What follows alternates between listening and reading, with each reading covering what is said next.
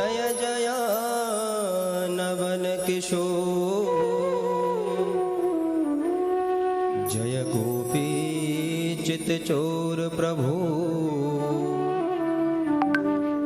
जय जय माखन चोर। वृंदावन बिहारी लाल की श्री सद्गुरुदेव भगवान के सियापति रामचंद्र भगवान के हनुमान जी महाराज के गंगा मैया की चंडिका मैया की आज की आनंद की उत्तराखंड धाम की। नमः पार्वती पतये हर हर महादेव शंभो।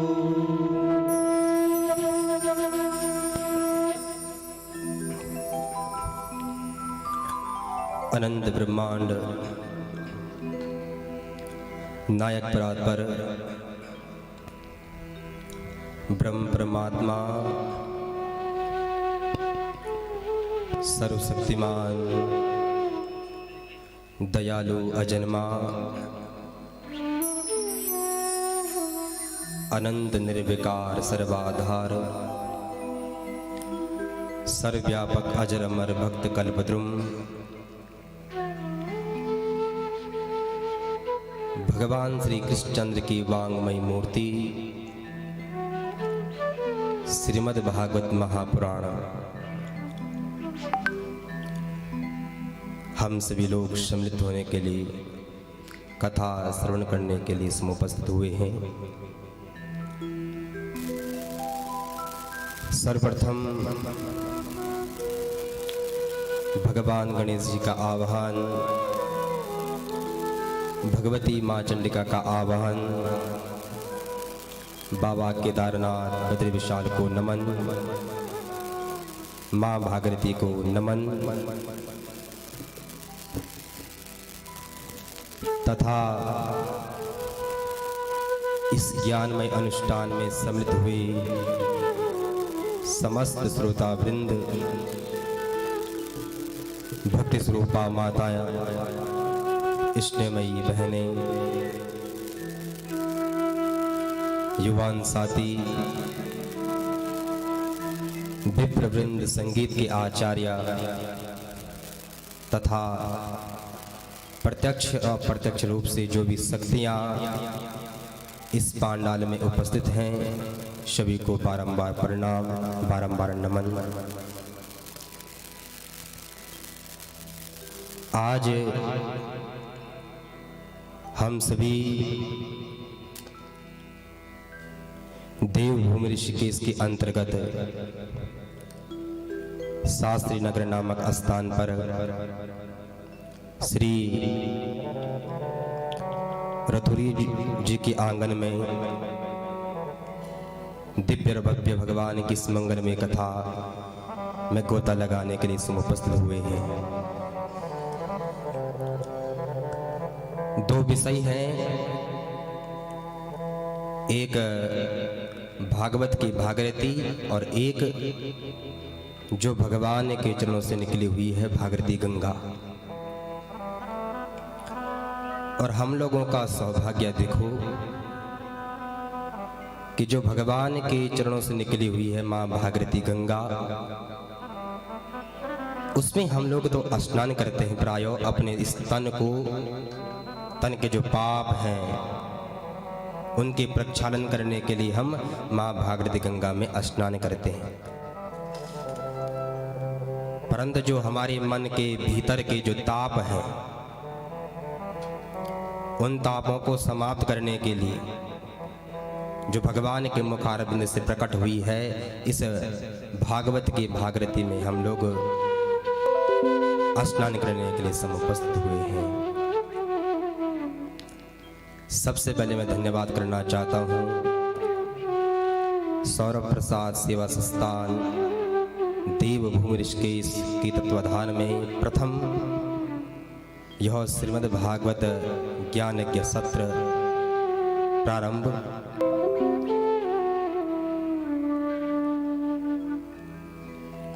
तत्रैव गंगा यमुना च वेणी गोदावरी त्रिसरस्वती च सर्वाणि तीर्थानि वसन्ति तत्र यत्र च्युतोदारुकथा प्रसंगा। जहाँ भगवान गोविंद की कथा होती है तत्रैव वहाँ गंगा यमुना गोदावरी का वास होता है और सभी तीर्थ वहाँ पर विराजमान होते हैं, उपस्थित होते हैं। और सर्वाणि तीर्थानि वसन्ति तत्र यत्र च्युतोदारो कथा प्रसंगा। जहाँ मेरे गोविंद की, मेरे माधव की दिव्य कथामृत प्रभावित होती है, वहाँ पर समस्त शास्त्र विद्यमान होते हैं। आइए इस भागीरथी में गोता लगाने से पूर्व हम सभी भगवान नाम संकीर्तन का आश्रय लेते हुए अपने मन और वाणी को पवित्र करें। गोविंद जय जय गोपाल जय जय गोविंद जय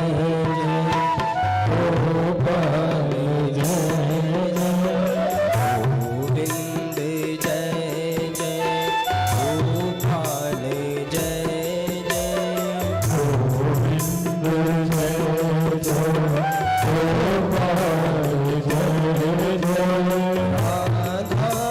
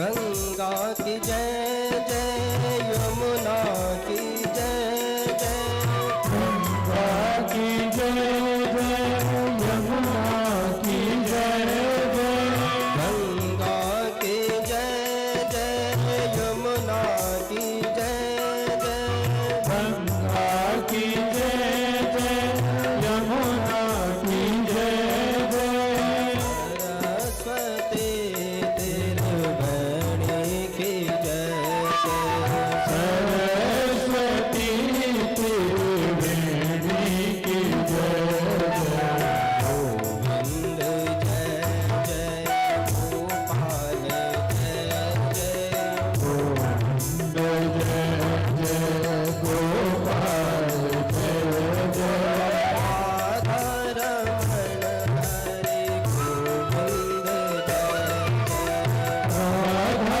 रमण हरि गोविंद जय जय,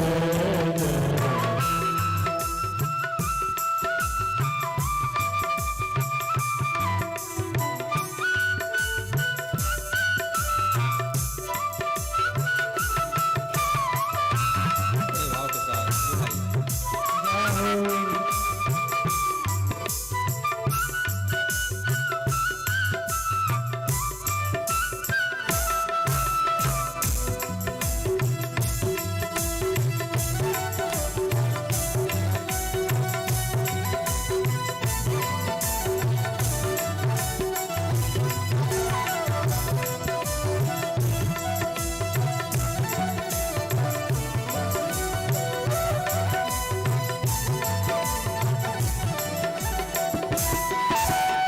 गोविंद जय जय, गोपाल जय जय, गोविंद जय जय, गोपाल जय जय, गोविंद जय जय, गोपाल जय जय, गोविंद जय जय, गोपाल जय जय, राधा रमण हरि गोविंद जय जय, राधा रमण हरि गोविंद जय जय, राधा रमण हरि गोविंद जय जय, राधा रमण हरि गोविंद जय जय, राधा रमण गोविंद जय जय, राधा रमण हरि गोविंद जय जय, राधा रमण हरि गोविंद जय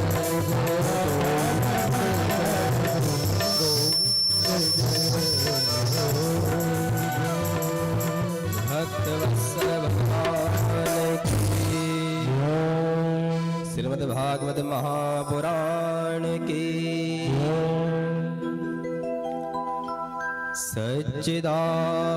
सच्चिदानंद रूपाय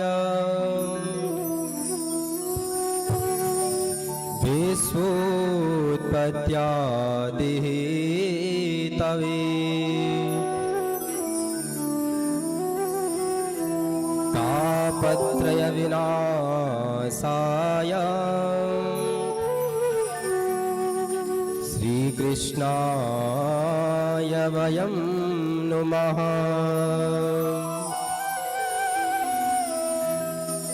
बंधुओं,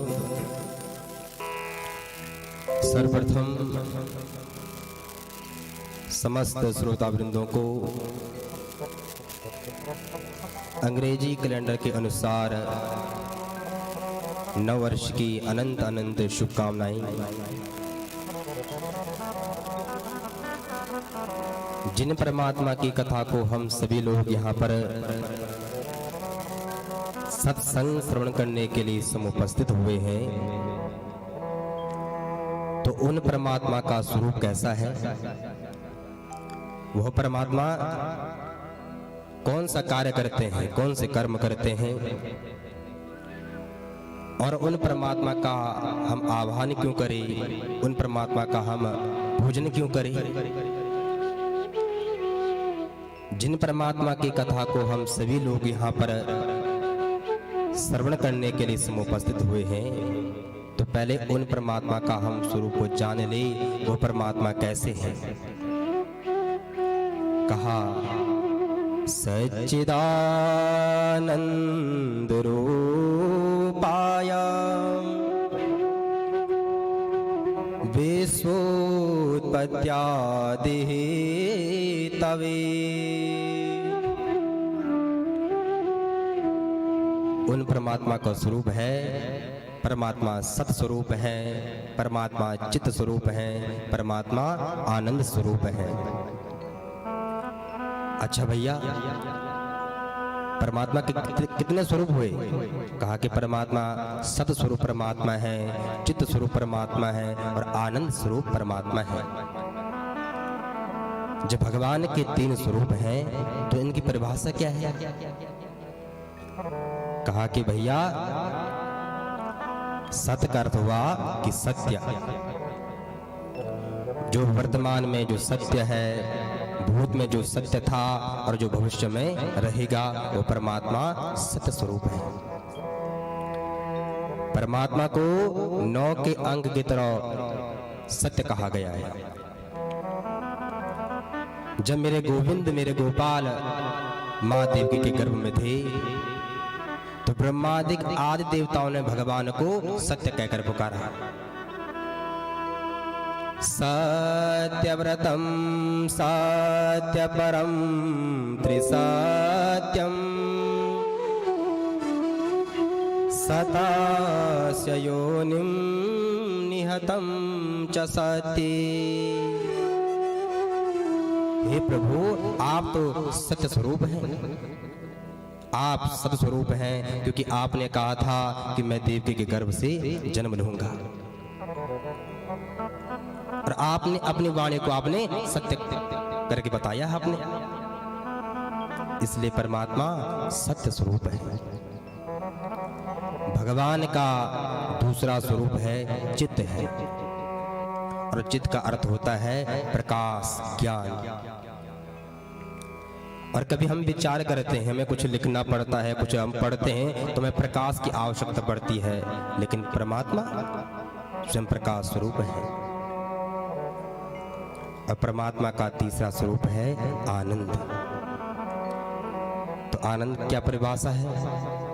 कहा कि जब भगवान की हम कथाओं को सुनते हैं और भगवान की कथा को हम विचार करते हैं, सुनते रहते हैं भगवान की कथा को, और इन कानों के रूप द्वारा हम भगवान की कथा को हम श्रवण करते हैं, तो मन में प्रेम जागृत होता है और वही भक्ति के रूप में प्रकट हो जाती है।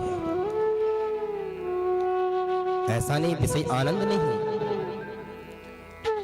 जब हम परमात्मा की कथा सुनते हैं, उन गोपाल, उन गोविंद कथा को इन कानों पे दोनों से सुनते हैं, तो वह जब आनंद आता है भगवान कथा को सुनते।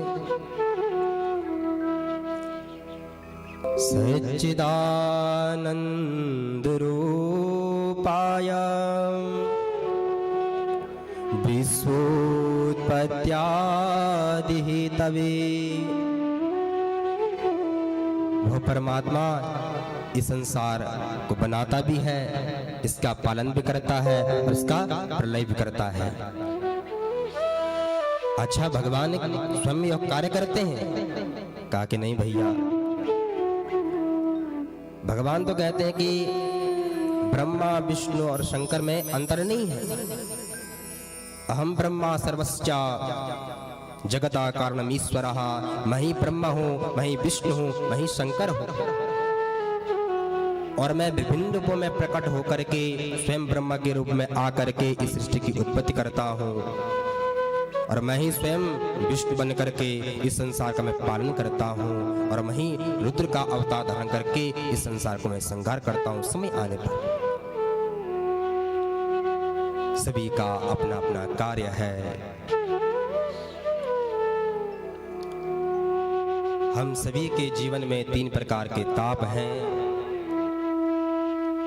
दैहिक ताप, दैविक ताप और भौतिक ताप। और वही परमात्मा इन तापों को समाप्त करते हैं। 3 प्रकार के ताप हैं। कौन कौन? पहला ताप है दैहिक ताप, और दैहिक ताप का अर्थ होता है इस शरीर में कोई व्याधि हो गई, कोई कष्ट है, कोई रोग है, और हमारा शरीर छित जल पावक गगन समीरा पंच रचित अति अधम शरीरा। जल पावक गगन समीरा रचित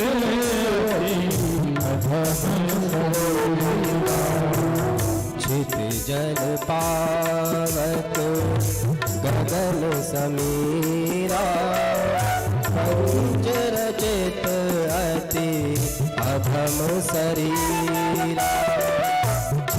जल पावक गगन समीरा पंच रचित अधम शरीरा। छित जल पावक गगन समीरा पंच रचित अति अधम शरीरा। पंच रचित अति अधम शरीरा। पंच रचित अति अधम शरीरा। तो परमात्मा की हमारा जो शरीर है जो 5 तत्वों से बना हुआ है, कहा कि छित जल पावक गगन समीरा, पृथ्वी जल अग्नि वायु आकाश, इन 5 तत्वों से जो हमारा शरीर बना हुआ है, और इस शरीर में जो कष्ट होते हैं, जो रोग होते हैं, जो व्याधि होती है, उसे कहते हैं दैहिक ताप। तो उन परमात्मा की जब कृपा हो जाती है तो वह दैहिक ताप समाप्त हो जाता है। भगवान का दूसरा स्वरूप है, भगवान दूसरा ताप है दैविक ताप है, जो देव प्रदत्त है। हम विचार करते हैं कि कहीं भूकंप हो गया, कहीं ज्यादा वृष्टि हो गई है, जो देव प्रदत्त है दैविक ताप। और तीसरा ताप है भौतिक ताप। हम कहते हैं कि भैया हमने सुना है कि जब हम देहरादून जाते हैं तो 7 मोड़ है, वहां पर हाथी का डर है, भय है, ये भौतिक ताप है। तो जो परमात्मा इन तापों को, तीनों तापों को समाप्त कर देते हैं, ऐसे परमात्मा को हम सभी मिलकर के बारंबार प्रणाम करते हैं। श्री कृष्णाय वयं नुमः। नैमिषारण्य की पावन भूमि में सोनक आदि 88,000 ऋषि बैठे हुए हैं, और उनके मन में अनेक प्रकार के संकल्प हैं, अनेक प्रकार के प्रश्न हैं, और 88,000 ऋषि बैठे हुए हैं। तो उन सब का जो प्रतिनिधित्व कर रहे हैं श्री सोनक जी महाराज। आयु में वयोवृद्ध हैं, ज्ञान में वयोवृद्ध हैं, और उनके मध्य में आते हैं श्री सूत जी महाराज, जिनकी 16 वर्ष की अवस्था है। और जब देखे संत महात्मा देखते हैं कि छोटे से एक सुकुमार सूत जी महाराज आ रहे हैं, तो सूत जी महाराज को देख करके सोनक आदि 88,000 ऋषियों ने उठ करके नमन किया, प्रणाम किया।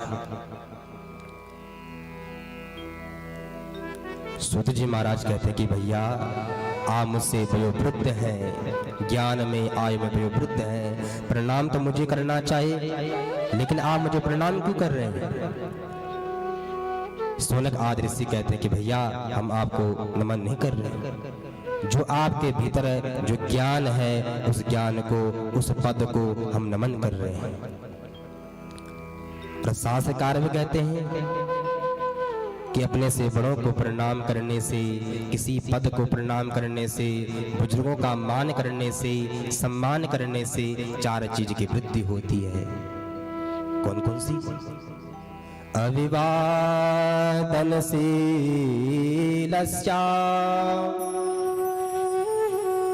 नित्यावृद्धोपसेविना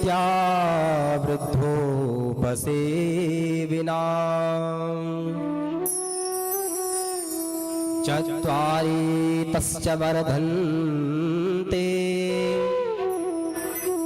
आयुर्विद्या यशो बलम। कि आयु की वृद्धि होती है, यश की वृद्धि होती है, बल की वृद्धि होती है नमन करने से। और हमें क्या करना चाहिए? अपने बालकों को, अपने बच्चों को यही शिक्षा प्रदान करना चाहिए। घर में कोई बुजुर्ग आता है, ब्राह्मण देवता आते हैं, कोई भी आता है, सबसे पहले नमन करना चाहिए। इससे क्या आयु की वृद्धि होगी। अच्छा भैया, केवल प्रणाम करने से आयु की वृद्धि हो जाती है, ऐसे कैसे? कोई प्रमाण दो। तो कहते कि भैया, काशी में एक ब्राह्मण थे, बड़े ही विद्वान, भगवान की अति कृपा पर सभी चीज से संपन्न, किसी वस्तु की कमी नहीं। परंतु दोनों दंपतियों के जीवन में क्या दुख था कि संतान नहीं है। सब कुछ है लेकिन संतान नहीं है। तो संतान की प्राप्ति के लिए भगवान शंकर की आराधना की, भगवान शंकर को प्रसन्न किया। और जब भगवान शंकर प्रसन्न हो गए, कहा कि मांगी क्या चाहिए आपको? भक्त कहता है, ब्राह्मण कहता है कि प्रभु आपकी कृपा से सब कुछ है लेकिन संतान नहीं है। और मैं जानता हूं, मैं शास्त्रों का अध्ययन करता हूं, वेदों का अध्ययन करता हूं, मुझे मालूम है कि पुत्र शब्द का अर्थ होता है जो हमारे जाने के बाद जो हमें तिलांजलि देगा। और एक पुत्र मिल जाता आप कृपा से। भगवान शंकर ने कहा, ठीक है, मैं आपको पुत्र दूंगा, लेकिन आपके पास आपको सुपुत्र चाहिए या कुपुत्र? महाराज जी, इनकी परिभाषा क्या है? कहा कि जो कुपुत्र होगा उसकी आयु लंबी होगी लेकिन आपको बहुत दुख देगा, लेकिन जो सुपुत्र होगा आयु कम होगी लेकिन आपको सुख देगा। बताइए क्या चाहिए? ब्राह्मण ने विचार किया, कुपुत्र से क्या करना, सुपुत्र मिल जाए जो सुख देगा। कि प्रभु आप मुझे एक सुपुत्र प्रदान कर दो। भगवान ने फल प्रदान किया और पत्नी ने फल को जो ही खाया, कालांतर में भगवान की असीम कृपा हुई, एक पुत्र हुआ। पंडित जी बड़े प्रसन्न, मन में विचार किया कि परमात्मा की कृपा से पुत्र तो हो गया, लेकिन यह जानते हैं भगवान शंकर ने कहा मैं पुत्र अवश्य दूंगा, लेकिन उस पुत्र की आयु कितनी होगी? सुपुत्र होगा तो सुपुत्र की आयु केवल 5 वर्ष होगी। प्रसन्न है, पुत्र हो गया, लेकिन मन में वही बात है कि चिंता है कि पुत्र की आयु केवल 5 वर्ष है। 1 वर्ष बीता, 2 वर्ष बीते, जब अंतिम में 1 वर्ष ही शेष रह गया तो पंडित जी सबसे पहले अपने कुल पुरोहित के पास गए कि महाराज, भगवान शंकर के द्वारा प्रदत्त पुत्र है, यह पुत्र है, और भगवान शंकर ने मुझसे कहा कि पुत्र तो है लेकिन 5 वर्ष की इसकी अवस्था है। कुल पुरोहित ने कहा कि पंडित जी आप एक कार्य करो, जो भी मिलता है सबसे पहले उनको नमन करो, बालक को कि नमन करो सबको। कहा कि किसको? कहा कि ब्राह्मण मिलते हैं, अपने से बड़े कोई भी मिलते हैं, उनको नमन करो, प्रणाम कर। और भगवान की कृपा देखना, बालक ने सबको नमन किया, सबको प्रणाम किया। अचानक उनके सामने सप्तऋषि पहुंचे। जो ही सप्तऋषि पहुंचे तो बालक ने प्रणाम किया और सप्तऋषियों ने कहा चिरंजीव भव, चिरंजीव भव, आशीर्वाद दीजिए बालक को। पंडित जी कहते महाराज आपने तो चिरंजीव होने का आशीर्वाद तो दे दिया, लेकिन इसके पास केवल 3 दिन ही शेष है। अब तो सप्तऋषि चक्कर में पड़ गए, हम क्या करें? सप्तऋषि कहते हैं कि महाराज हमने संतों का वचन है, हमने आशीर्वाद दे दिया है, आप एक कार्य करो, इस बालक को हमें सौंप दो, भगवान की कृपा से इसका कल्याण अवश्य होगा। सप्तऋषि उस बालक को लेकर के ब्रह्मा जी के पास गए और ब्रह्मा जी को जब देखा तो उस बालक ने ब्रह्मा जी को नमन किया, प्रणाम किया। तो ब्रह्मा जी ने भी चारों मुखों से कहा चिरंजीव भव, चिरंजीव भव। अब तो सप्तऋषि कहते हैं महाराज यह बालक मालूम है कौन है? कहा कौन है? कि भगवान शंकर के आशीर्वाद से यह प्राप्त हुआ है और इसकी आयु केवल 5 वर्ष की है। भगवान शंकर ने वरदान स्वरूप प्रदान किया है और अब केवल 2 दिन ही शेष रह गए। ब्रह्मा जी बोले महाराज हम कहाँ फंस गए? सप्तऋषि कहते हैं कि भैया हम भी कल ऐसे ही फंस गए थे। अगर कल के दिन यह बालक यदि अपने शरीर को त्यागता है, मर जाता है, तो संसार कहेंगे सप्तऋषि झूठे हैं, संत झूठे हैं, हम कहेंगे ब्रह्मा जी झूठे। ब्रह्मा जी ने कहा कि इस पुत्र को हमें सौंप दो और ब्रह्मा जी उस पुत्र को अपने साथ लेकर के भगवान शंकर के पास गए। भगवान शंकर तप में है, नेत्र बंद है। बालक ने देखा, भगवान की दिव्य स्तुति की। भगवान शंकर ने कहा चिरंजीव भव, चिरंजीव भव। भगवान ने भी, शंकर ने भी आशीर्वाद दे दिया। परंतु ब्रह्मा जी कहते हैं कि भैया प्रभु महाराज जी आपने कौन सा आशीर्वाद दे दिया? कहा कि चिरंजीव होने का। कि प्रभु ये आपके ही द्वारा आशीर्वाद प्रदत्त बालक है और इसकी अवस्था केवल 5 वर्ष की आपने कहा था और आज केवल 1 दिन ही शेष रह गया। भगवान शंकर ने विचार किया, ओहो वही बालक है जो काशी का जो ब्राह्मण था जिसे हमने प्रदान किया था। लेकिन भगवान शंकर तो आशुतोष है। कैसे आशुतोष है?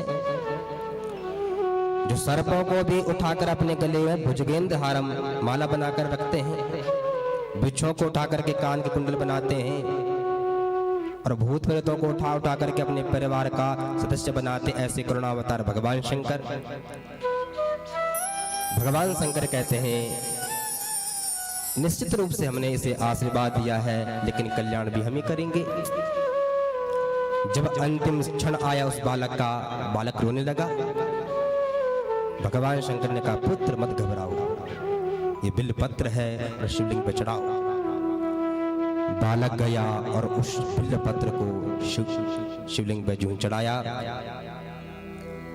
यमदूत उस बालक को लेने के लिए आई और जो इस बालक को लेने के लिए आया वह बालक घबरा गया। महाराज भगवान शंकर ने कहा पुत्र घबराओ मत। जो ही यमराज लेने के लिए आया, लेकिन भगवान शंकर ने रोक दिया। भैया क्या कर रहे हो? कहा कि महाराज जो इसकी जो तारीख थी, जो आय थी, सुनिश्चित समाप्त हो चुकी है और उसी तारीख को देख करके, दिनांक को देख करके मैं इसे लेने के लिए आया हूँ। भगवान शंकर कहते हैं इसे आशीर्वाद किसने दिया? कहा कि प्रभु आपने दिया। इसकी आय को सुनिश्चित किसने किया है? कहा कि प्रभु आपने सुनिश्चित किया है। कहा कि जितनी हमारी आयु है इसी आयु के अनुसार से 5 वर्ष आयु सुनिश्चित करो। जब 4 युगों की आयु को मिला करके एक चौकड़ी होती है और जब इसी प्रकार से 1000 चौकड़ी बीतती है तो ब्रह्मा जी का 1 दिन होता है। लेकिन भगवान शंकर कहते हैं जब मेरा 1 दिन होता है न जाने कितने ब्रह्मा बदल जाते हैं। जितनी मेरी आयु है इसी आयु को बना करके आप 5 वर्ष की आयु सुनिश्चित कर लो, तो 5 वर्ष आप प्रदान कर दो। यमराज कहता है कि महाराज जब आपके 1 दिन में न जाने कितने ब्रह्मा बदल जाते हैं तो न जाने कितने यमराज बदल जाएंगे। तो यमराज ने जो दंड पास है छोड़कर चला गया कि महाराज इस बालक को मैं हाथ नहीं लगाता। और भगवान के आशीर्वाद के फलस्वरूप वो बालक चिरंजीव हो गया, जो मार्कंड के नाम से प्रसिद्ध हुआ। ये आशीर्वाद का स्वरूप है और नमन करना चाहिए। प्रणाम करने में क्या जा रहा है जब 4 वस्तु हमें वैसे मिल रही है। तो सोनक आदि ऋषियों ने सबसे पहले श्री सूत जी महाराज को प्रणाम किया और कहा कि महाराज हमारे मन में अनेक प्रकार के प्रश्न हैं और हम जानते हैं इन प्रश्नों का उत्तर केवल आप ही दे सकते हैं। क्योंकि आपके ऊपर गुरुदेव भगवान की असीम कृपा है। कहा कि क्या प्रश्न है? तो कहते हैं अज्ञान ध्वांत विध्वंस कोटि सूर्या समा प्रभा सूताख्याहि कथा सारम मम करुणारसायनम। अरे सूत जी महाराज, हम लोगों के हृदय में अज्ञान का घोर अंधकार व्याप्त है और उस अंधकार को समाप्त करने के लिए आपके पास कोटि करोड़ों सूर्य के समान ज्ञान का प्रकाश है। जो हमें कथा सुनना है, लेकिन क्या कथा सारम, कथा का सार क्या है? वो कथा का सार आप हमें बताइए। जो मम मेरे कर्ण यानी कान, रसायनम माने अमृत औषधि हो, जो हमारे कानों के लिए अमृत औषधि हो, ऐसी कथा का सार आप हमें सुनाने का प्रयास करें। कि भक्ति ज्ञान विरागाप तो विवेको वर्धते महान। भक्ति ज्ञान वैराग्य को बढ़ाने के लिए वैष्णव लोग क्या करते हैं? क्योंकि महाराज हम जानते हैं यह कलिकाल आ गया है। इस कलिकाल में सभी के घर में कलह चल रहा है, कलेश से आक्रांत है। और ऐसे लोगों का कल्याण कैसे हो? और अंतिम प्रश्न किया श्रेयसां यद भवे श्रेया पावनानां च पावनम् कृष्ण प्राप्ति करम सस्व। महाराज जो पवित्र भी पवित्र हो, अत्यंत श्रेष्ठ जो व्रत है, जो पवित्र को भी पवित्र कर दे, और कृष्ण प्राप्ति जिसके श्रवण करने मात्र से, जिसके अध्ययन करने मात्र से, स्वाध्याय करने मात्र से हमें कृष्ण की प्राप्ति हो जाए। और हमने पूर्व भी कहा कि महाराज आपके ऊपर अपने गुरुदेव भगवान की असीम कृपा है। स्वर्ग में एक कल्प वृक्ष है और शास्त्रों में उसका वर्णन आता है, यदि कल्प वृक्ष के नीचे बैठने से जो आप कल्पना करो तत्क्षण वह आपको प्रदान कर देता है, जो भी कल्पना आप करते हैं। और एक चिंतामणि होती है, उसे आपने स्पर्श कर दिया, जो आपने चिंतन कर दिया, जो कल्पना आपने कर दी, तत्क्षण वह आपको प्रदान कर देता है। परंतु चिंतामणि और कल्प वृक्ष में भी वह सामर्थ्य नहीं है जो गुरुदेव भगवान के आशीर्वाद में प्राप्त हो जाए। तो गुरु कृपा से वह सुलभता से प्राप्त हो जाता है। और आपके ऊपर असीम कृपा है अपने गुरुदेव भगवान की। और हम प्राय भगवान की वंदना करते हैं। सर्वप्रथम भगवान की वंदना करने से पूर्व अपने गुरुदेव का वंदन करते हैं, उनका आह्वान करते हैं और कहते हैं गुरुर्ब्रह्मा गुरुर्विष्णु गुरुर्देवो महेश्वरा गुरुर्साक्षात् परब्रह्म तस्मै श्री गुरवे नमः। गुरुदेव आप तो ब्रह्म के स्वरूप हैं, गुरुदेव आप विष्णु के स्वरूप हैं, गुरुदेव आप महेश के स्वरूप हैं कहते हैं। लेकिन उन गुरुदेव को हमने ब्रह्मा का स्वरूप क्यों प्रदान किया? उन गुरुदेव के अंदर हम विष्णु का स्वरूप क्यों देखते हैं? उन गुरुदेव के अंदर हम महेश का स्वरूप क्यों देखते हैं? शास्त्रों में कहते हैं क्योंकि ब्रह्मा का कार्य क्या है कि सृष्टि की उत्पत्ति करना। तो गुरुदेव हमारे जीवन में आते हैं, दीक्षा देने के बाद अपने वाणी के द्वारा उस परमात्मा से मिलाने के लिए एक मंत्र प्रदान करते हैं। और उस परमात्मा से मिलाने के लिए जो मंत्र प्रदान करते हैं, जो हम उसका जाप करते हैं, जप करते करते किसी चीज की सद्गुणों की उत्पत्ति हो जाती है। इसलिए हम गुरुदेव भगवान को ब्रह्मा का स्वरूप कहते हैं। विष्णु का क्यों? हमारे जीवन में, हमारे मन में अनेक प्रकार के सद्विचार हैं, सगुण हैं, और उन गुणों को गुरुदेव अपने वाणी के द्वारा, ज्ञान के द्वारा उनका पालन करते हैं। इसलिए विष्णु का स्वरूप कहा। तो महेश का क्यों कहा? कहा कि हम जितने अच्छे कार्य भी करते हैं, न जाने हमसे कुछ दुर्कर्म हो जाते हैं, ऐसे कुछ कार्य हो जाते हैं, ऐसे कुछ कर्म हो जाते हैं जो अवगुण हैं, तो गुरुदेव अपने वाणी के द्वारा उन अवगुणों को समाप्त कर देते हैं।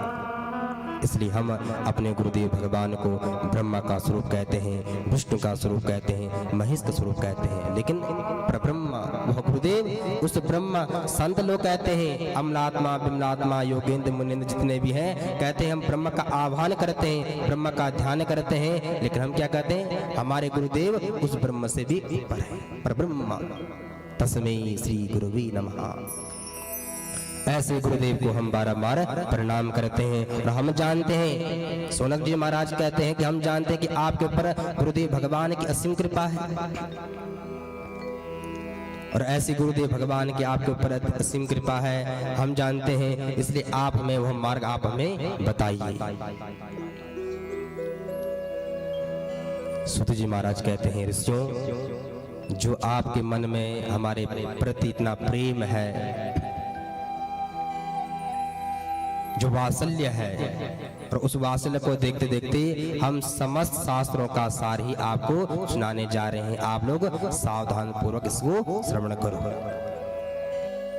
कि संसार में प्रत्येक जो प्राणी है, जो लोग हैं, भय है। कहा कि किस प्रकार का भय है? कहा कि मृत्यु का भय प्रत्येक प्राणी को भयाक्रांत रखता है, और इसलिए इसे मृत लोग कहते हैं। काल व्याल मुख ग्रास,